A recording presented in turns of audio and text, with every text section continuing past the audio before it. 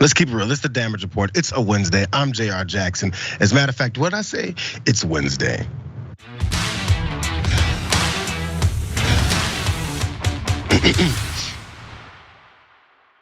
One more time, it's Wednesday, but also very importantly, it's Rayyvana. She joins us on the program. She's a Rebel HQ contributor and she's on every show on the network. If she could be at the same time, she would do that too. What's up, Ray? I'm happy to be here with you. You abandoned me last week, News Wednesday, because you were sick or whatever. I know the truth. You can't lie to me.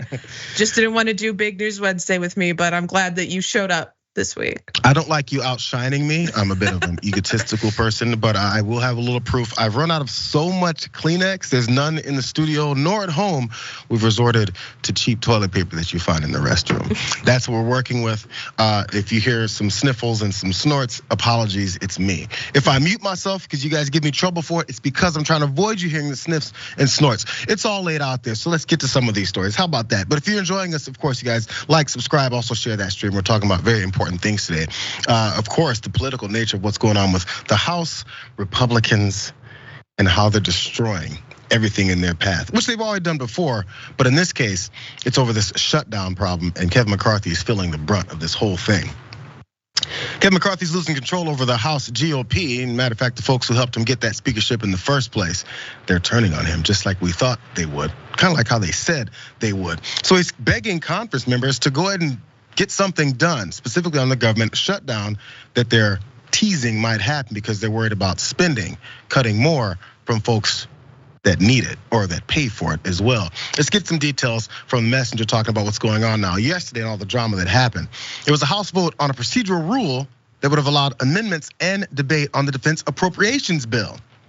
It failed 212 to 214.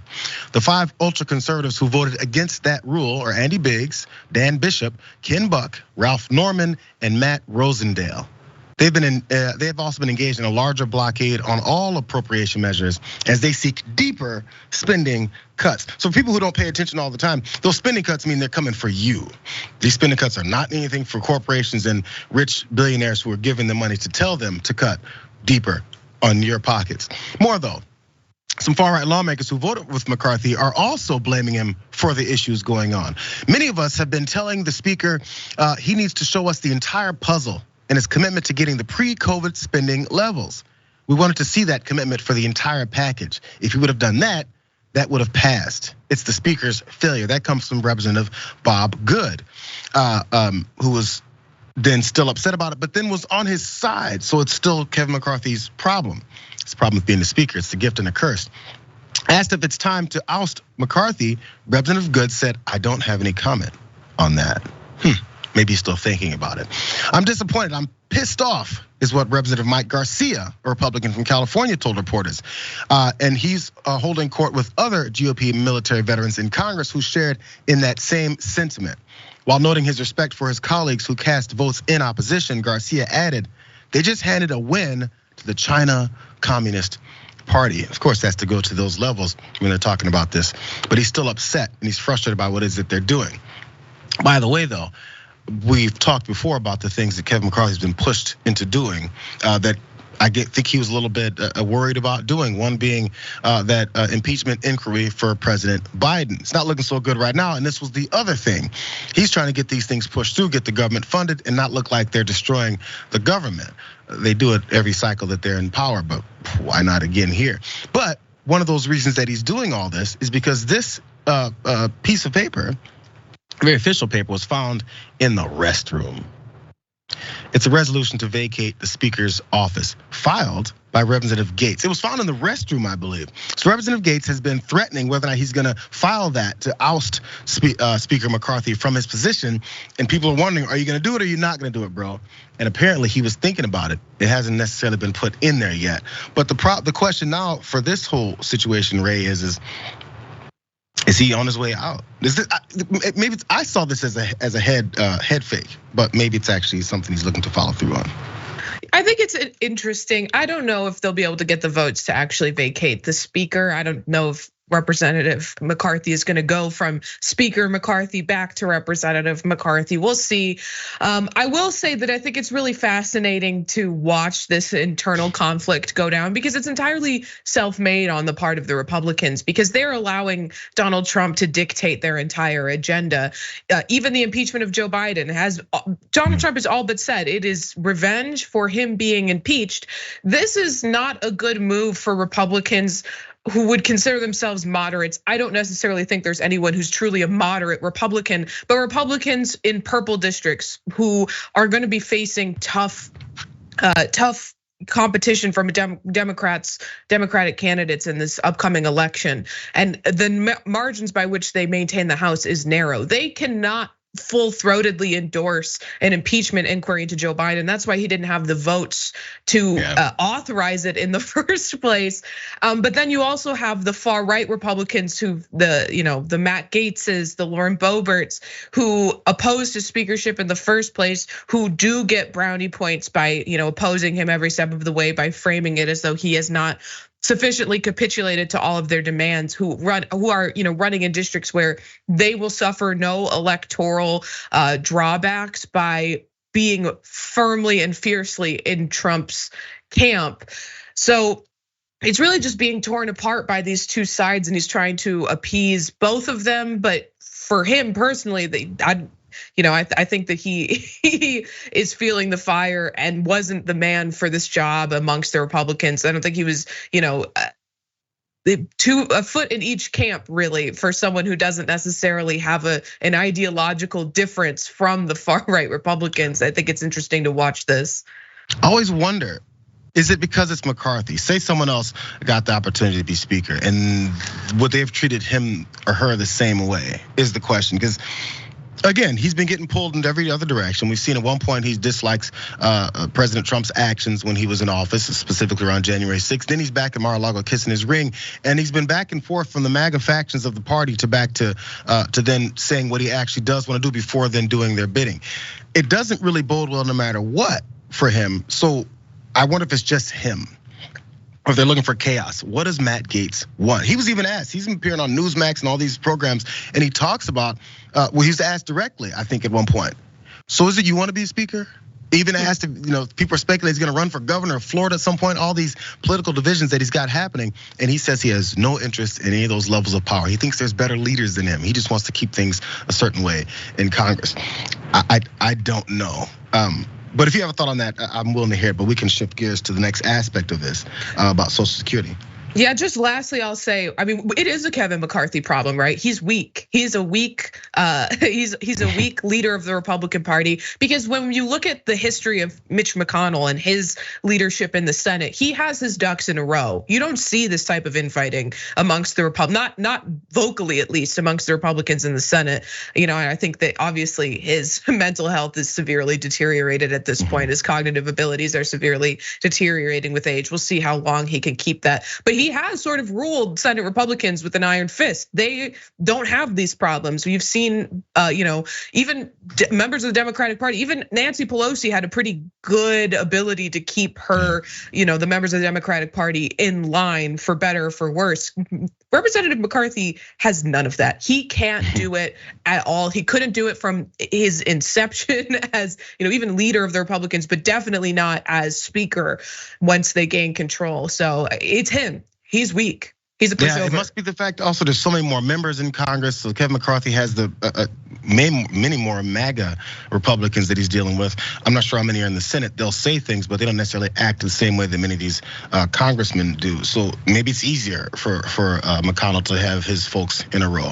We'll see. But again, I didn't think it was gonna get this fascinating. When Kevin McCarthy had this issue getting his 15 votes to get in the speakership, I was like, this is gonna be messy for his entire time there, but I didn't know it was gonna be this bad.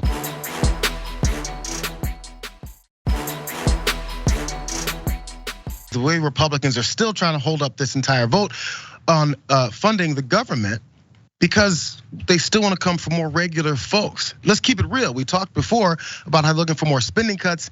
And of course, when it comes to Social Security, that's number one cash cow, no matter how much they deny it. Let's go into this, because progressives have been sounding this alarm on the way conservatives, specifically in the House, want to come for your Social Security. As a matter of fact, The House GOP budget blueprint is to create a bipartisan commission to review and propose legislative changes to Social Security and Medicare. You know, because it's a big tent party and they work for the regular people. Every time they say it, just remember what they're proposing. This is when they have actual agendas, when they're not talking about these culture wars that they're pushing to make you think that they're fighting for you. Here's some details on it, because advocates have been decrying these commissions as an attempt to bypass this regular legislative process. That's what they're looking to do because they know how unpopular it is. Here's some details. Nancy Altman, president of the advocacy group Social Security Works, noted in a statement that the White House has accurately labeled a commission as a death panel for Social Security. That's referring to a Biden administration spokesperson's response earlier this year after House Republicans and this guy named Senator Joe Manchin, with a D behind his name, they floated the idea of a bipartisan commission for the program. So Joe Manchin is on board for this whole thing, so it must be bipartisan. Here's more from Altman about this situation. The only reason to make changes to Social Security via a closed-door, fast-track commission is to cut benefits. Representative Arrington and his fellow Republicans understand this, which is why their budget would create just such a commission.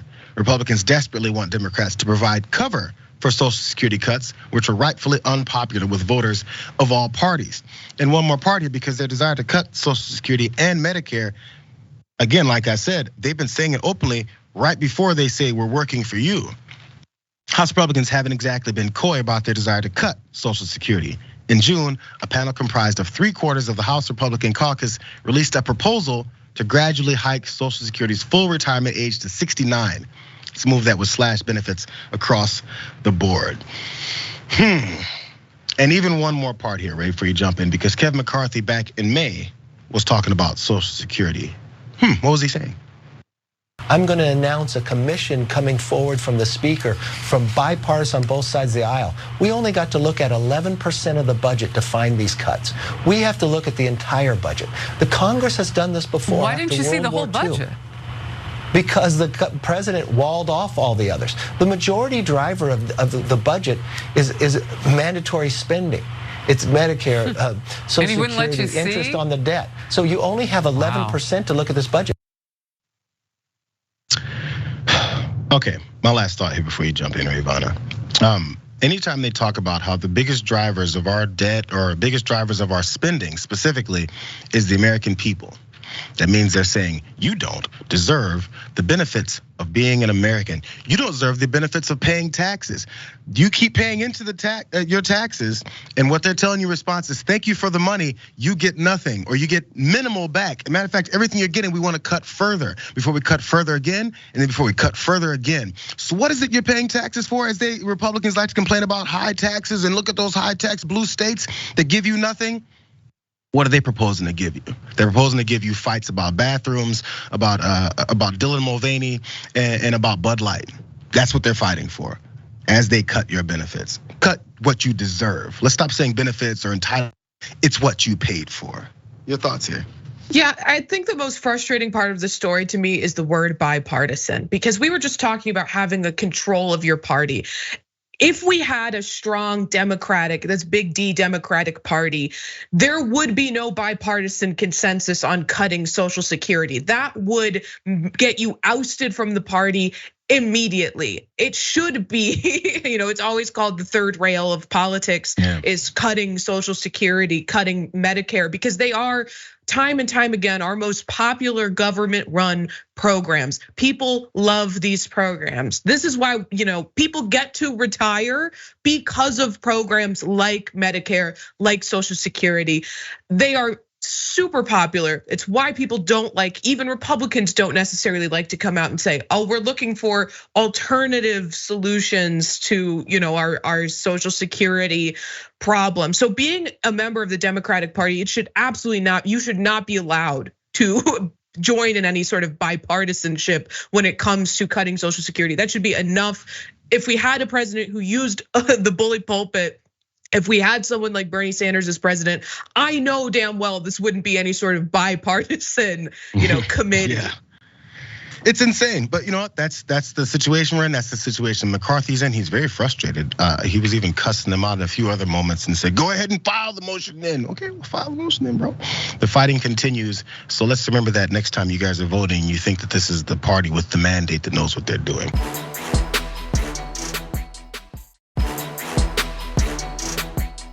When I was critical of Kevin's leadership, I'm just an ethically challenged congressman. But then when Victoria Sparks, a congresswoman from Indiana, came forward and said, no, I agree with Matt Gaetz that it's Kevin McCarthy who failed us. Well, then he said, well, she's just a quitter.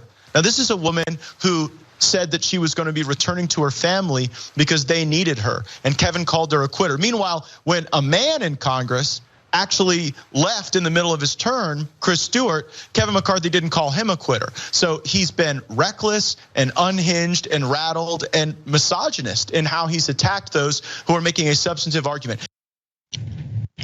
You ready for the biggest joke? Republicans talking about misogyny, and they say that it's a problem. Specifically here, Matt Gaetz talking about Kevin McCarthy and his response to one woman, that is Victoria Sparks in Congress, Representative Victoria Sparks. It's misogynist because he said, well, I guess she's a quitter. Let's go to some details of how this happened, because I think he's still looking for another angle to attack McCarthy from. Problem is he's talking to conservatives and they don't give a damn about misogyny. But here, unfortunately, this was the statement about McCarthy from Victoria Sparks. She says, unfortunately, real leadership takes courage and willingness to fight for the country, not for power and a picture on a wall. It's a shame that our weak speaker cannot even commit to having a commission to discuss our looming fiscal catastrophe. Our founding fathers would be rolling over in their graves to see how this institution is betraying our republic for personal political ambitions. I'll say that part again, for personal political ambitions. This is a Republican talking. And our children will be ashamed of another worthless Congress. It's kind of the norm now. McCarthy attacked her over not seeking re-election, as Gaetz was talking about there, calling her a quitter, is what he said to Manu Raju from CNN. One thing I learned in life, anybody who criticizes you has never worked harder than you. If Victoria is concerned about fighting stronger, I wish she would run again and not quit. I mean, I'm not quitting. I'm going to continue work for the American public. And that's what then Matt Gaetz was then talking about, and he said it's a disgraceful quote, and then he continued those same lines about the fact that it's misogynistic, and he's coming for a woman. He wouldn't do this to a man. You can have that perspective, and it could even make sense. I just wonder how much he thinks that's going to stick with people who listen to what is that he's saying. Victoria Sparks again. Just jumped down to graphic 4. Says, I wish Speaker McCarthy would work as hard at governing our country as he does at collecting checks, but his wish might come true. I do need to regroup to win the war, but considering the significance of this battle, maybe I should win it first. Thanks, Matt Gaetz, for stepping up. So looks like he's collecting all the folks next to him to help him out, to at least build this coalition against Kevin McCarthy. And maybe that's what he's waiting for before he files this paperwork to go ahead and have him ousted. But it's building. There's one more, but I want your thoughts on Sparks and whether or not the misogyny claim will work. Well, I really enjoy the deep twisted irony of Matt Gaetz sitting there with Eric Bolling talking about misogyny. And for anyone who needs any context into their backgrounds, just Google Eric Bolling allegations or Matt Gaetz allegations. I promise you plenty of things will come up for both of them. I don't know if it's misogyny or not. Maybe it's inappropriate. If she did attack him, maybe, she's having personal reasons for stepping down. Maybe it's an inappropriate thing to do. I don't know if it's misogyny, but I definitely don't need Matt Gaetz, sex trafficker, to tell me or to tell anyone what is and what is not misogyny. He's working on it, and maybe it'll work to a degree, but either way, it's shots fired. One more shot that's getting fired. Maybe this is a little bit more of a, I guess, it supplements Matt Gaetz' position, because it's not the Matt Gaetz, Marjorie Taylor Greenes, and Lauren Boeberts and Chip Roys of the world. It's someone else that's also coming from Kevin McCarthy. She's frustrated too. Watch that. Matt Gaetz of Florida, your colleague, has suggested that he may introduce a motion to vacate the chair over all of this. You were asked about it on the weekend. You wouldn't say whether or not you would support such a motion, but you did say everything's on the table. So let me ask you, 2 days later, is this the sort of thing that you would support? Well, for me, everything is on the table with regards to any motions or any votes that we have over the next week or two. Several members up here were made promises. Those promises were not kept. I'm not the only frustrated member of Congress up here. Are you happy with the job that Speaker McCarthy is doing? I would put me in the column of being very frustrated. I don't like feeling like I was misled or lied to on particular pieces of legislation. So there you have Nancy, I'm blanking her name, Nancy Mace there talking about it. And we've seen her find herself somewhat a little further to the left than many other Republicans, specifically when it comes to women's rights, their reproduction rights. So she carries a little bit of weight when it comes to someone outside of the complete MAGA wing. But let's not forget, she was standing outside of Trump Tower begging him for forgiveness though, just in case. Is Nancy Mace helping this out? Is he on his way out even further? I honestly, I don't think he's going anywhere, but it's just going to be even messier if he doesn't go anywhere. One thing I'm for sorry. sure. I don't know if you have thoughts. If you don't have thoughts on Mace, that's cool because we can jump out of this, but it's cool. I was just going to say one thing is for sure, and that's that he has no control over the Republicans in Congress. He has whatever semblance of control he had over them has completely disappeared. I mean, you have people who should be your political allies bashing you all over, cable news. It's not a good look for him. I don't think that he will be ousted. I think that eventually the pressure might be such that he has to step down. I don't think that the motion to vacate I don't think that they'd have the votes, but I think that if it continues on this way, there might be some pressure on him to remove himself from that position. But do Republicans ever voluntarily take power away from themselves? I've yet to see it. It would be a first. True, absolutely.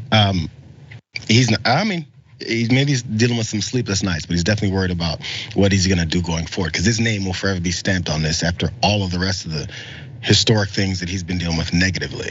Let's take this first break. We'll have a few of your thoughts on the battles that are going on with Republicans. I'm curious what you guys think about how this will all shake down and who's actually winning in this. Who's even close to being right? I'm actually curious because there's not many good points amongst any of them. They're all fighting a bad fight to destroy the country. They're just coming in with different angles. We'll do more stories when we get back after we talk to you guys.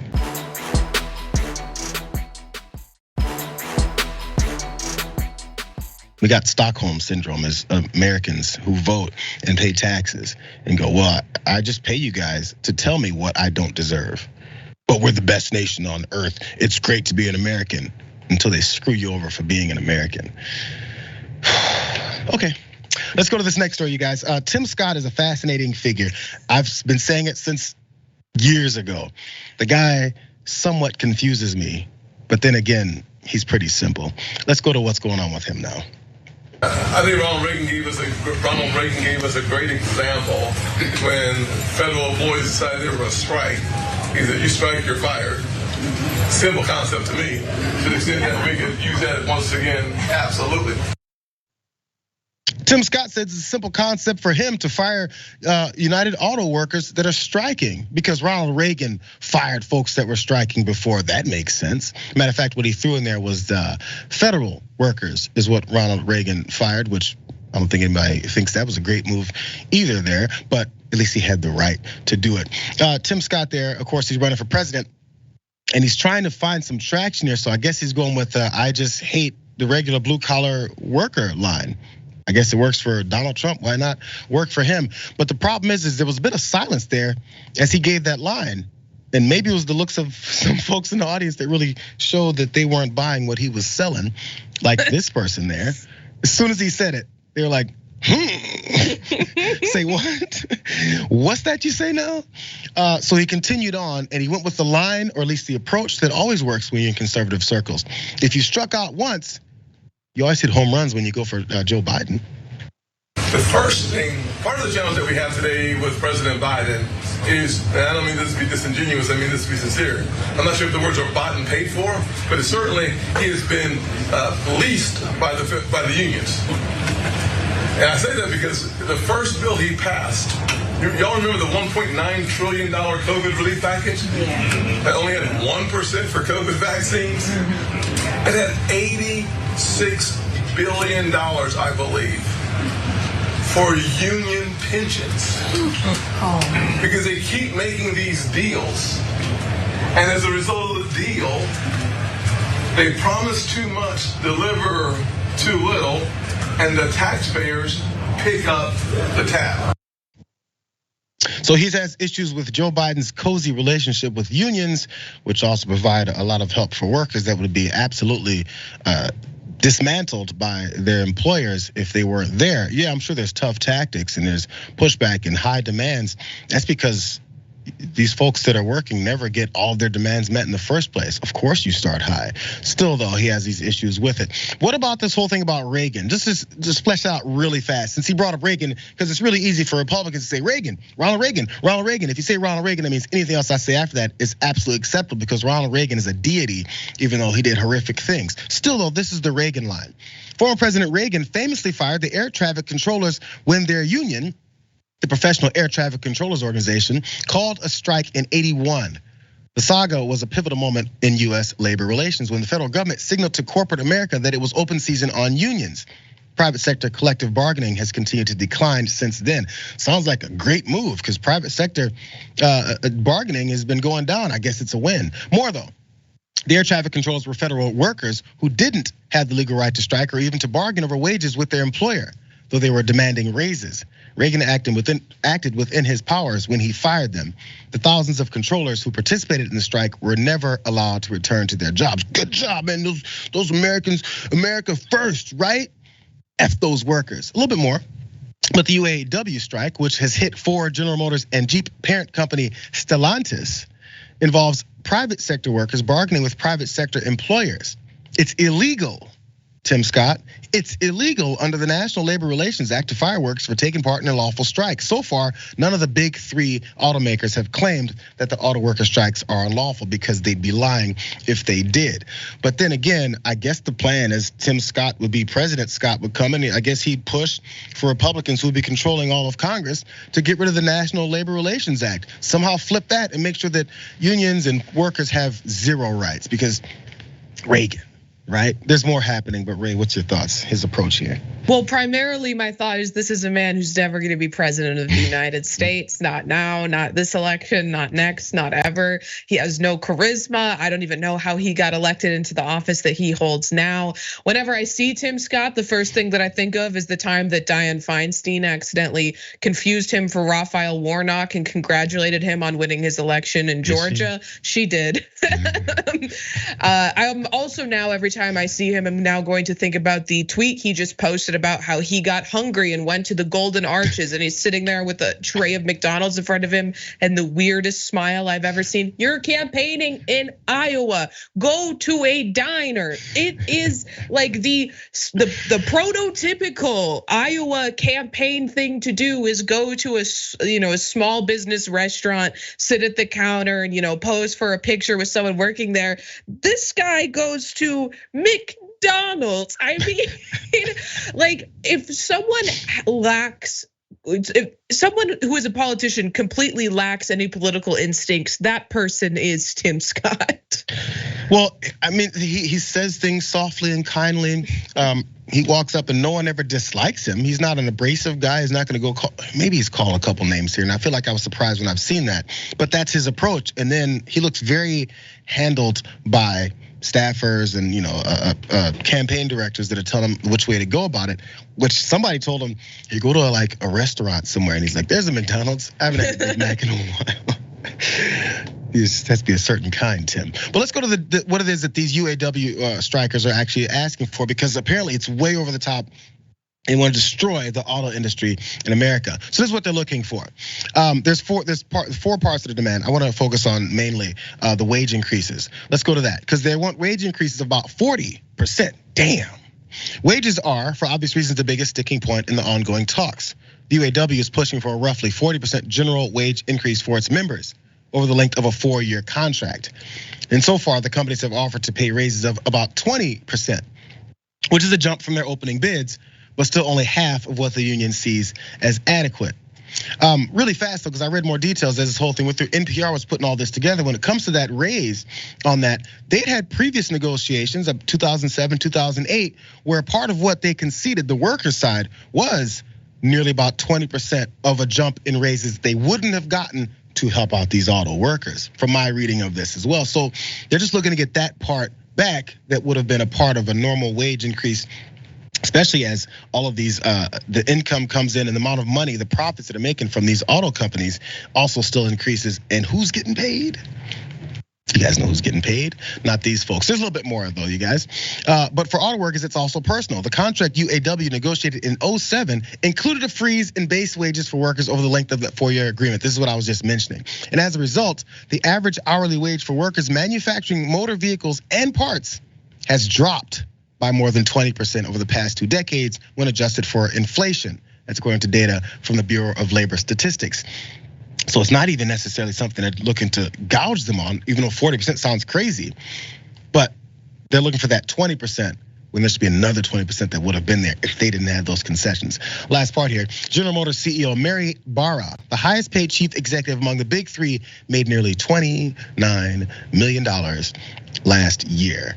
The SEC filings show that this is 362 times the median GM employee's paycheck. So when you hear folks talk about how this is destroying the auto industry, and I can't believe these greedy workers want living wages, or even if it's above living wages, how about we start normalizing that? I don't have to live at the base living wage, because someone making $29 million last year is definitely the F not living at a base minimum, barely making it by wage. That's above and beyond. Why can't I be at least beyond, not necessarily above? You don't deserve it, you're just an American. Rayyvana, the other parts that they're demanding about is reinstating the cost of living protections as things have changed, ending the 2-tier system for wages and benefits, and also job security as many of these companies transition over to EV, these electric vehicle changes, which are gonna cost them tons of money. That's for sure, but they're making tons of money. What's your thoughts? Well, primarily, the first thing I'm thinking of is, the year mentioned when these previous negotiations happened, when they reached this previous agreement, 2007 is important because these shifts in agreement were made at a time where there was, a very low union support in this country, and at a time where the Great Recession was happening, and it made somewhat sense to go, to have these shifts in the way that the structuring of the employment is to protect the jobs at the time, because the profits were not at an all-time high. They are now. They haven't gone back to the previous system, and we're watching the CEO make more money than they ever have before. And it's time for the workers to see the fruits of their labor.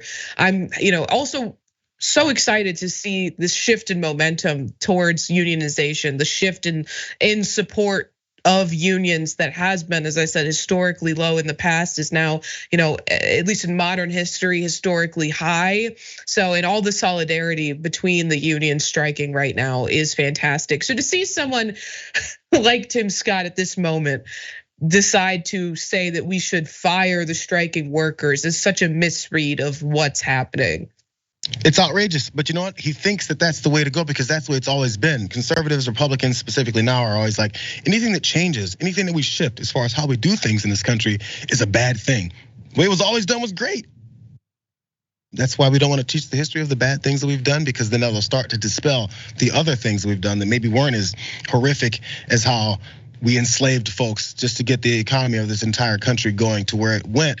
Even past that, the way that we've treated workers in the past, there's all kinds of things, because there's a reason why we talked about Sarah Huckabee Sanders in Arkansas lifting some child labor laws. They're all over the place as far as changing the way things are, because they never wanted to change from then either. The things that exploit workers, that exploit the regular blue collar folks.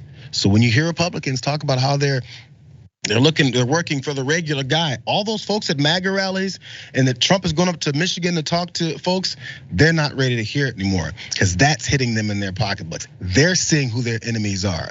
And many times it's Republican elected officials that are working for the people who are looking to exploit them.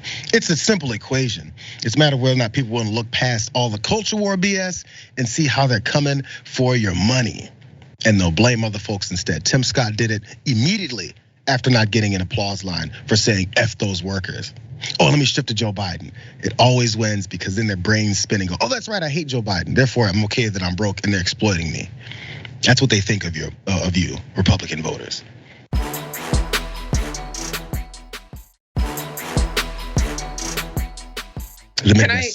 Can I say something? You haven't been to St. Louis since before I was born. That's crazy. There's no problem, because Jackson said, I was 4 years old. Mike here, producer Mike here for the show. What are we talking about? He said he was 4 years old or 4 months old when something I did went down. We'll talk about it later. As a matter of fact, I might not show up. I might be sick all next week over that, just so you know. Wait, how much longer before you were born did I leave St. Louis? Oh, it was the Nintendo. A year. Okay, good. This was close. It was close. It was the Nintendo 64 that's behind me that Mike reminded me that we were talking about. He said, I think I remember playing that one time in preschool. That's what it was. Because I was playing that at 16. Okay, let's go to this next story. As I said, we've got, I used to have this bumper for the watch list, you guys. We've got good news. I wish I brought it for you guys. But let's go here, it is. Today, I am proud to announce that for the first time ever, Pennsylvania is an automatic voter registration state. That's right, from now on, when you get or renew your driver's license or an ID card at the DMV, you'll be registered to vote unless you choose not to. Look, this is common sense. You already provide proof of identity, residency, age, and citizenship at the DMV. All the information you need to register to vote. We're making our state government work better for the good people of Pennsylvania. No matter who you choose to vote for or what your views are, I hope you'll make your voice heard. Josh Shapiro out in Pennsylvania is doing things. As you saw, automatic voter registration is what's now been kicked in. Sounds pretty good. Sounds like very American. It sounds like you're there for the voters, for the American people, because we're the country of freedom and representation of the people. So there's absolutely no problem with this, right? Before we get to where the problems actually are, let's look at this map to see how Pennsylvania, what other states they have joined to with automatic voter registration. They're the 24th state to do this. We're almost halfway there. The gray states are obviously the ones that have not enacted this type of situation, and you can tell which kinds of states those happen to be. Do they not like democracy? Who knows?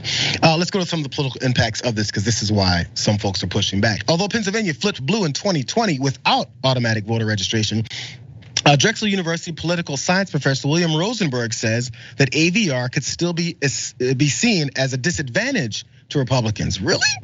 Because when it becomes easier and easier to vote, it's to the disadvantage of Republican candidates, because that means there's likely to be more turnout, particularly among Democrats that might be somewhat disadvantaged by the prior restrictions that are also in place. We already know Republicans are fighting against voter registration laws and actually acts that they put forward to actually expand voter access. They do not want people voting.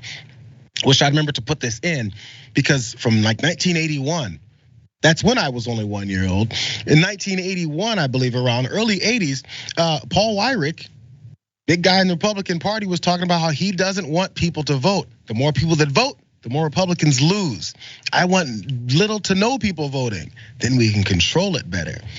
If you think that's just something from the 80s, keep looking at the way they're responding to this. The Libertarian Party of Pennsylvania had this reaction. It said, making it easier for uninterested, uninformed people to wield political power will inevitably lead to terrible political choices. I'm gonna read that one more time, and I want you to put in your head the MAGA folks that are standing outside of Trump rallies. Making it easier for uninterested, uninformed people to wield political power will inevitably lead to terrible political choices. It expands the pool of citizens to conscript into jury duty and gives more votes to harvest. So outside of just giving access to people to vote, somehow it provides for more voter harvesting that they still haven't proven is happening in a widespread way either. Critics will say that this makes the vote less secure, as he's pointing out there. But actually, when you are confronted with reality, you see that that's BS. Because Jesse Allen is a law professor at the University of Pittsburgh, noted that automatic voter registration would improve this accuracy of voting rolls. Voter records are already often linked to motor vehicles because they want people to be accurate. So in this way, for example, if somebody changes addresses or gets married and changes their name or goes and gets a new driver's license, it would automatically update the voting record and make it more accurate. And Ray, that is the problem. It'd be a lot harder for Republicans before they lose a race when they're saying, I'm gonna lose because they're cheating. They already can't prove it in the first place. But even more so, they'd say, well, we really can't prove it because the voter rolls are updated. We can't say that this person is voting for a dead person because it's all stays standard with those driver's licenses, which we know are very hardcore about being up to date and being accurate. They find it out all the time. And if it's connected to it, there's a lot less chance for them to fool people into thinking that there's cheating going on. What's your thoughts? Well, first of all, very libertarian to argue against, enfranchisement of everybody. Very pro individual liberties that you only want, well-educated, rich people to be able to vote. Fascinating insight into the libertarian mind there. I live in an automatic voter registration state. It rocks, not having to constantly, make sure that if I just go to the DMV, if I update my driver's license, then it's done. I don't have to worry about going through the process of changing my voter registration and then inevitably on voting day, if I forgot to do it, having to run around and go to a different precinct because I'm not able to vote at the one I'm at. It is very telling that the Republican Party sees widespread enfranchisement, things that make it easier for individuals to vote, as a negative, because they know that it hurts them. When more people are able to vote, they know that it hurts them. It's why so many Republicans on record have said things along the lines of, without the Electoral College, we'd never win another national election ever again. Because it's true, because they don't have popular ideas, because the people who live in like big cities typically do not vote for Republicans. Most people don't vote for Republicans. Most people in this country don't support their policies or their party. So when more people are able to vote, particularly people who come from historically disenfranchised communities, are able to have easier access to voting, it spells bad news for the Republican Party. Think about the folks who run around on election days looking for, to tie up loose ends or something isn't accurate or on some kind of thing. Who talks about it the most as if it's a big problem? Are conservatives. And they say, look what they're cheating, they're doing this, they're doing that. It gives some credence to that. If that gets eliminated, their argument for losing is taken away. At least one more of them it is, even though the rest of them are also BS as well.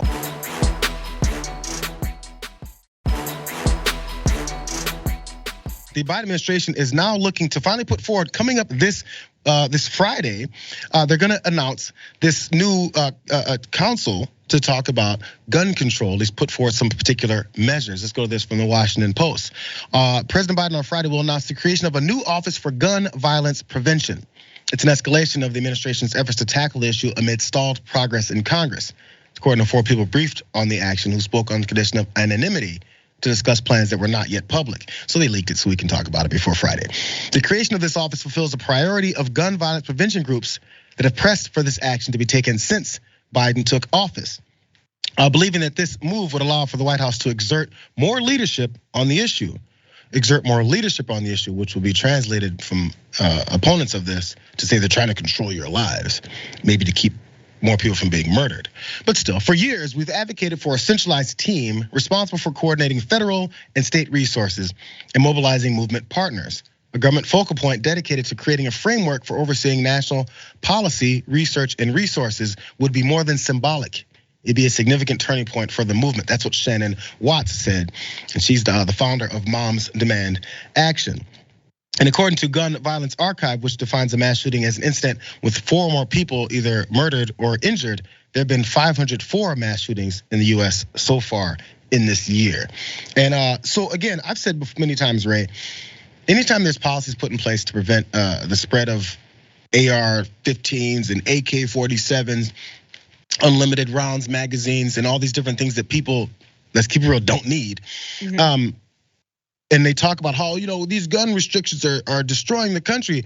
Anybody who potentially would have been shot because some rules have been put in place, they're still alive. We don't know that because we can't live in this alternate world where if it wasn't put in place, it would have still happened. But there are people that still get murdered every day, and we kind of don't seem to care. So why aren't we doing something about it to prevent it?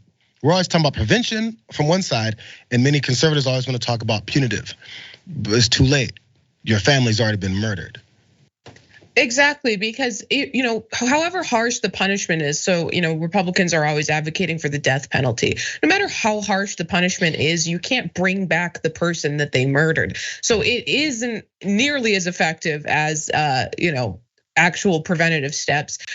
I will also add that I read this week that at some point, Larry David was at a wedding that Elon Musk was at, and he confronted him and said, how can you vote for Republicans? Do you like kids getting killed in schools? And I think more people need to bring that attitude to people who vote Republican, because what are you condoning other than, of course, the litany of disgusting culture war nonsense that they're always spewing? But on top of that, advocating for less restrictions so that we have more mass shootings, more school shootings. You read that statistic, 504 mass shootings so far in the United States.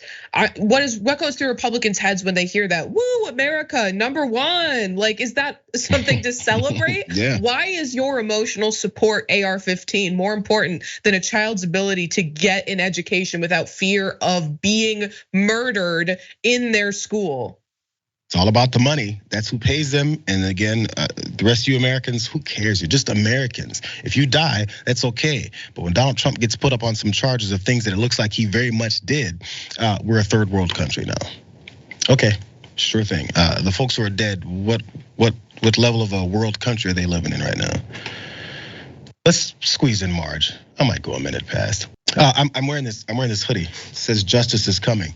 If you've been paying attention to Cenk Uygur, you might realize that he released his book. It's called "Justice is Coming." Marjorie Taylor Greene is apparently she's that way. Marjorie Taylor Greene is apparently in competition with one Cenk Uygur because she's releasing a book too. We'll see if it reads the same way. Here's that graphic of her book because she looks like a badass in front of the flag. That's probably not her. Here's some details of why she's doing this. This is great. She says, I wanted people to hear my side of the story. She said this in an interview.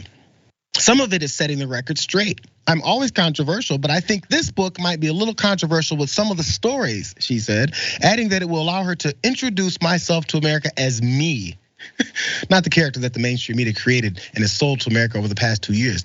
Outside of the fact that everyone has seen who you are based off of this mainstream media of your Twitter page, your Truth Social page, your appearances where you talk to people, your recordings that you record of yourself harassing folks. That's the image that we've gotten of you from you. But still, more. Over some 300 pages, Greene has said she covers her upbringing and her controversies first campaign for the House in 2020. She writes about former House Speaker Nancy Pelosi's efforts to get her kicked out of the House and Pelosi's successful bid to knock her off of committees, as well as Marge's campaign to stay relevant, eventually helping House Speaker Kevin McCarthy win Pelosi's job. So she's revealing all the details. It could be pretty interesting to see some of the backdoor deals and the way that she's maneuvered throughout this whole thing. But also, Greene teased to the Washington Examiner that her book will include a revealing story about the January 6th riot. Oh my God. This is an admission. And Greene's take on the origins of her, quote, Jewish space laser conspiracy. That part I'm much less interested in hearing about. And also, the last news about this, she acknowledged that the book has a higher purpose, this is my favorite part, of laying the groundwork for a bid for higher office. Which office, though, by the way? She says, I haven't made up my mind whether I will do that or not, is what the Atlanta Journal-Constitution newspaper reported that she said about a Senate run. I have a lot of things to think about. Am I going to be part of President Trump's cabinet if he wins? Is it possible that I'll be VP? Let's look at this graph as you talk about this, Ray. But if you're looking for Marjorie Taylor Greene's name, don't look at the top.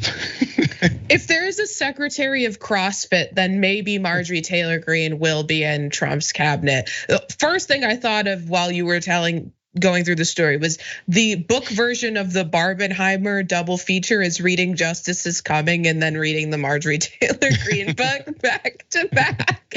No, please don't buy her book. Please don't read her book. I would say I don't know, maybe I hate myself, but I do like to buy, or not buy, I won't say how I'm reading these books, but I like to read right-wingers books just to ascertain whether or not they wrote them themselves. Dave Rubin definitely wrote his book. Oh. Most Republicans don't do that, but there is a quality to the writing that you can tell. There's a quality to the writing or lack thereof where he didn't get a ghostwriter to write that. Well, we'll know that Cenk wrote his own book if there's some definite yelling in the middle of it. Then we know Cenk wrote the book. Yeah, he definitely wrote it. I saw many times that he wasn't in the studio for long stretches because he was writing that damn book. Let's keep it real. So Marge, I guess we won't reveal the ways that you're gonna read it, but I'm looking forward to your updates and tell us how the whole thing went down. My mental sanity. I can't take it. So I appreciate you, Ray. I'll be checking in. Let's check in with you guys after a few more minutes because we have the aftermath coming up next. That does it for the first hour of the damage report. Of course, if you're members, you guys can hang around and we'll do a few more stories, maybe even loosen it up a little bit. I always say so, but it's still serious stuff that we can, I guess, laugh at a little bit. We'll see you guys on the back end of that. If you want to become members, of course, sign up at tyt.com and we'll see you in a few minutes.